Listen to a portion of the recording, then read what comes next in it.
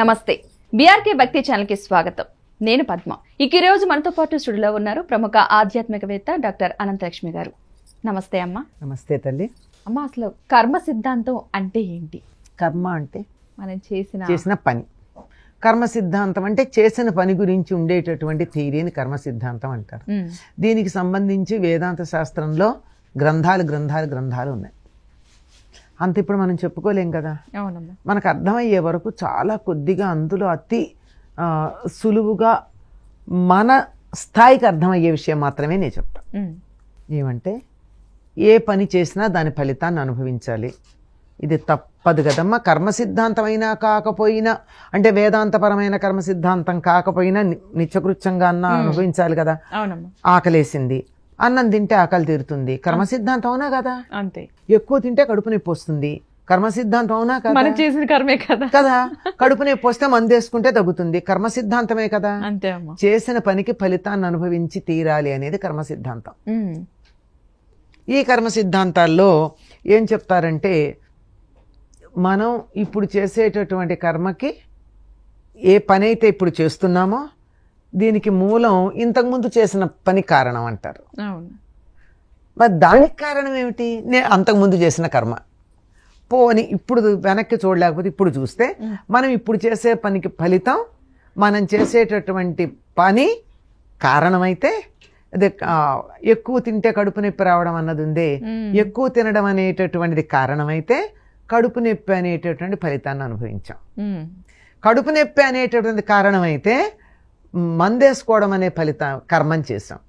మందేసుకోవడం అనే కర్మకి ఫలితంగా కడుపు నొప్పి తగ్గడం అనేది వచ్చింది. కనుక కారణము కర్మ, క్రియ కారణం, కారణం క్రియ, ఒకదాంతో ఒకటి ఇలా ఒకదానితో ఒకటి లంకె వేసినట్టుగా ఇరుక్కుపోయి ప్రవర్తిస్తాయని చెప్తారు. దీన్ని బ్రేక్ చేయడం చాలా కష్టం.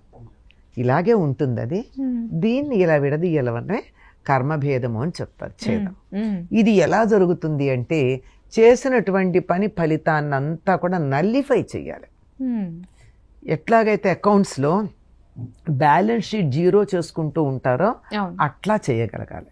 ఇట్లా చేయడానికి కొద్దిగా ఇక్కడ వేదాంతం గురించి మనం చెప్పుకున్నట్టయితే, వేదాంత శాస్త్రానికి మనం చేసినటువంటి కర్మ అంతా ఒక చాలా పెద్ద ఫిక్స్డ్ డిపాజిట్ అనుకున్నట్టయితే, దాన్ని ఏం చేస్తున్నాం, ఈ జన్మకు వచ్చేటప్పుడు కొంత తెచ్చుకుంటున్నాం అనుభవిస్తానని. నాకేదో 100 ఏళ్ళ ఆయుర్దాయం ఉంటుంది, లెక్క ప్రకారం 100, కాస్త అటు ఇటుగా. ఈ 100 ఏళ్ళ ఆయుర్దాయంలో నేను ఎంత కర్మను అనుభవించగలను పూర్వజన్మలో తెచ్చుకుంది? ఇటు 2 రకాలు ఉంటాయి, క్రెడిట్ ఉంటుంది, డెబిట్ ఉంటుంది. నేను మంచి చేసినటువంటి పని అంతా క్రెడిట్ అయితే, చెడు చేసిందంతా డెబిట్. ఇది పుణ్యము, ఇది పాపము. ఈ రెండింటినీ కూడా అనుభవించాలి. 2 అనుభవిస్తే తప్ప నల్లిఫై కాదు. అంచేత తెచ్చుకుంటాం. ఆ తెచ్చుకున్నటువంటి దాన్ని అనుభవిస్తూ ఉంటాం. మనం పుణ్యకర్మల వల్ల మనకేదో మంచి అందమైన రూపం, మంచి కుటుంబంలో జన్మించడం, చదువుకునే అవకాశం రావడం, ఇదంతా వస్తాయి. పాపకర్మల వల్ల మనకి సరైన ఉద్యోగం రాకపోవడం, చేసిన అక్కడ తృప్తి లేకపోవడం, మరోటి మనం అయిష్టంగా చెప్పుకునేవన్నీ పాపకర్మల ఫలితాలైతే, మనకు అవకాశాలుగా ఉండి మనం అనుభవించినవన్నీ పుణ్యకర్మల ఫలితాలు. పుణ్యం ఎక్కువైపోయి పాపాలు చేస్తారేమో కదా. అంచేత అసలు పుణ్యకర్మల ఫలం కూడా వద్దు మనకి, పాపకర్మల ఫలం కూడా వద్దు. ఏదీ లేకుండా ఉంటే యాజ్ ఇట్ ఈస్గా ఉంటుంది. కానీ తెచ్చుకున్నటువంటి వాటిలో మళ్ళీ 3 ఉంటాయి. ఆగామి, సంచితం, ప్రారబ్ధం అని. సంచితం అంటే ఫిక్స్డ్ డిపాజిట్, సంచిలో వేసి చాలా జాగ్రత్తగా మూట కట్టి పెట్టుకున్నాం, మూట. దాంట్లో ప్రారబ్ధం అంటే ఇంతవరకే నేను వాడుకుంటానని తెచ్చుకున్నది ప్రారబ్ధం. ఈ ప్రారబ్ధం అనుభవించేటప్పుడు చేసేది ఫ్యూచర్కి పనికొస్తుంది కనుక ఆగామి. ఇది ఒకదాంతో ఒకటి లంకెపడి సైకిల్ లాగా ఉంటుంది. దీనికి బ్రేక్ చేసేది ఏమిటంటే, నేను మంచి పని చేసినా ఈ ఫలితం నాది కాదు, చెడ్డ పని చేసినా ఈ ఫలితం నాది కాదు. అసలు నేను ఏది సంకల్పం చెయ్యను, ఇది చేస్తాను అని నేనేమనుకోను. నా దగ్గరికి ఏదొస్తే అది చేస్తా. ఇది నేను చెయ్యాలని నాకు ఎవరైనా చెప్తే అది భగవంతుడు ఆదేశం అనుకుని చేస్తా. భగవంతుడు ఆదేశం అనుకుని చేసినప్పుడు కత్తితో నువ్వు కందగడ్డ తరిగావా, యాపిల్ తరిగావా అనేది కత్తికి సంబంధం కాదు, తరిగిన వాడికి సంబంధం. నేను ఈ కత్తిలాగా ఒక ఇన్స్ట్రుమెంట్గా భగవంతుడు నాకు ఆదేశించిన దాన్ని చేస్తున్నప్పుడు నాకేం అంటుకోదు, కనుక నాకు కర్మఫలం అంటదు. పూర్వజన్మ కర్మఫలం మాత్రం నేనున్న పరిస్థితులను బట్టి మంచి చెడు అనుభవించి నల్లిఫై చేసుకుంటా అనేది కర్మ సిద్ధాంతం. అంటే తెచ్చుకున్న డబ్బు నెమ్మదిగా ఖర్చు వాడేశాను, మళ్ళీ డిపాజిట్ చేయలా, వాడుకోవడానికి జన్మెత్తాలి కనుక దీంతో క్రెడిట్ అంతా తీర్చేశాను, ఈక్వల్ చేసేసాను. అటు పాపాన్ని పుణ్యాన్ని కూడా ఈక్వల్ చేసుకుని నెక్స్ట్ జన్మకి ఏది వద్దు, లేకుండా అది వద్దు, ఇది వద్దు.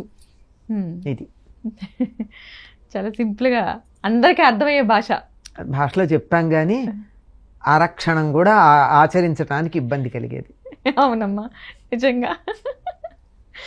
పుణ్యాలంటే తీసుకుంటాం కానీ పాపాలంటే కొంచెం కష్టంగా ఆలోచిస్తాం. కష్టాలు ఎవరు పుణ్య ఫలాలని భగవంతుడికి వదిలేసినప్పుడు మన పాప ఫలాలు అడగకుండా తీసేసుకుంటాడు ఆయన. నేను పుణ్యఫలాలు నాకే కావాలి, పాపాలు మాత్రం నీకు ఇస్తానంటే ఆయన ఊరికే ఉన్నాడు.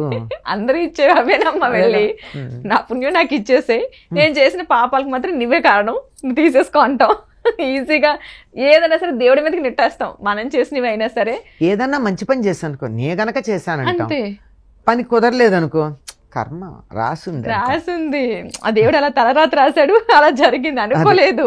అంతేగాని నీకు విజయం లభించినప్పుడు కూడా దేవుడు రాశాడని అంటున్నా? లేదు, కష్టార్జితం అమ్మా. అవును, మనకు అనుకూలమైనవి అన్ని మనవే. అందుకే బాగా పేరబెట్టుకుంటున్నాం. ఇంత మూటతో తెచ్చుకున్నాం, ఇంత మూట పట్టుకెళ్తున్నాం, అది ప్రాబ్లం నిజంగా. అమ్మ, చాలా మంది ఇంట్లో ఉన్న పాత బట్టలు కావచ్చు, లేదా టైట్ అయిపోయిన బట్టలు పిల్లలకి కావచ్చు, లేదా వాడని కొంతమంది ఉంటాయి, అది ఎవరో ఒకరికి ఇస్తే కట్టుకుంటారా కదా అని చెప్పేసి ఇస్తూ ఉంటారు. కానీ ఈ మధ్యకాలంలో బాగా ప్రచారం, వాడిన బట్టలు అంటే ఇంట్లో వాడిన బట్టలు ఇవ్వద్దు, ఒకళ్ళు వాడిని ఇస్తే వీళ్ళ అదృష్టం వాళ్ళతో పాటు వెళ్ళిపోతుంది, అంటే మామూలు టైట్ అయిపోయిన పిల్లలు ఎదిగిపోయిన బట్టలు వేరే వాళ్ళకి ఉపయోగపడతాయి కదా అని ఇస్తాం. చిరిగిన ఇవ్వద్దు, అది మంచి మాటే, మామూలుగా బాగున్నాయి, గట్టిగా ఉన్నాయి, పాడేయడం ఎందుకని చెప్పి ఇచ్చేస్తూ ఉంటారు. అలా ఇవ్వచ్చా? మంచిదేనా? మీరు మాట అన్నారు, అదృష్టం వెళ్ళిపోతుందని. దురదృష్టం కూడా వెళ్ళిపోతుంది అనుకోవచ్చుగా. అదృష్టంతో పాటు మనం వాడనటువంటిది ఎవరికైనా ఇవ్వడంలో ఎటువంటి దోషం లేదమ్మా, తప్పనిసరిగా ఇవ్వచ్చు. మీరు అన్నట్టు చిరిగిపోయింది పాడైంది కాకుండా పూర్వం ఎలా ఇచ్చేవారం, ఇప్పుడైతే బట్టలు ఎక్కడ పడితే అక్కడ విప్లవంలాగా కుప్పలు కుప్పలు తిప్పలు వచ్చి విలువ లేకుండా పోయింది. కానీ ఇంత గుడ్డ ముక్కకి విచ్చలవిడిగా ప్రతి దాన్ని వేలం వెర్రి చేయడం లేదు గనక చక్కగా ఆఖరిదాకా ఆప్టిమం యూజ్ అంటారే అలా ఉపయోగించుకుంటూ ఉండేవారు. అట్లాంటప్పుడు ఒకళ్ళకి సరిపోకపోతే చిన్నపిల్లలకి పిల్లలు 1 నెలలో ఎదుగుతూ ఉంటారు. మరీ వదులుగా వేస్తేనేమో బాగుండదని మామూలుగా వేస్తే నెలలో పనికి రాకుండా పోతాయి. అటువంటి ఇంకోళ్ళకి ఇచ్చినందువల్ల తప్పేం లేదు. కాకపోతే ఇప్పుడు పిల్లలు చనిపోయారు అనుకో, ఆ బట్టలు ఇస్తే అవతల వాళ్ళు తీసుకోరు. అది అంత, ఎందుకంటే ఏమిటో ఆ పిల్లలకు ఉన్నటువంటి ఆ బ్యాడ్ ఏదైతే దురదృష్టం వస్తుందేమో అని తప్ప, లేకపోతే ఏమీ పర్వాలేదు. తప్పనిసరిగా మీకు తెలుసో తెలియదు, ఎవరన్నా గర్భవతి అయ్యి 2-3 రోజుల్లో పురుడు వస్తుంది అనుకుంటే ఇళ్ళకి వెళ్ళి పాత చీరలు అడిగొచ్చేవాళ్ళు. ఎందుకంటే కడుపు చలవ ఉన్న తల్లి కట్టిన చీర బిడ్డకి పక్క వేస్తే 10 కాలాలు బతుకుంటారని. ఆ తల్లి ఒంటి మీద కట్టుకున్న బట్ట తీసుకెడితే ఆ పిల్లడికి క్షేమంగా ఉంటాడు, బాలారిష్టాలు లేకుండా అని. కనుక అట్లా తీసుకెళ్లే పద్ధతి ఉంది. అందువల్ల మంచే ఉంటుంది తప్ప చెడు ఉండదు. తప్పనిసరిగా వస్తువుకి ఎటువంటి దోషం ఉండదమ్మా. ఆ వస్తువుని మనం తయారు చేయలేం గనక పాడు చేసే అధికారం లేదు, దుర్వినియోగం చేసే అధికారం అంతకంటే లేదు. ఇంకొకళ్ళకి ఉపయోగపడుతుంది అన్నప్పుడు వాళ్ళకి ఇవ్వడమే చాలా మంచిది. అవును, మంచిది కూడా ఇస్తే. మంచి వివరణ అందించారమ్మా, ధన్యవాదాలు.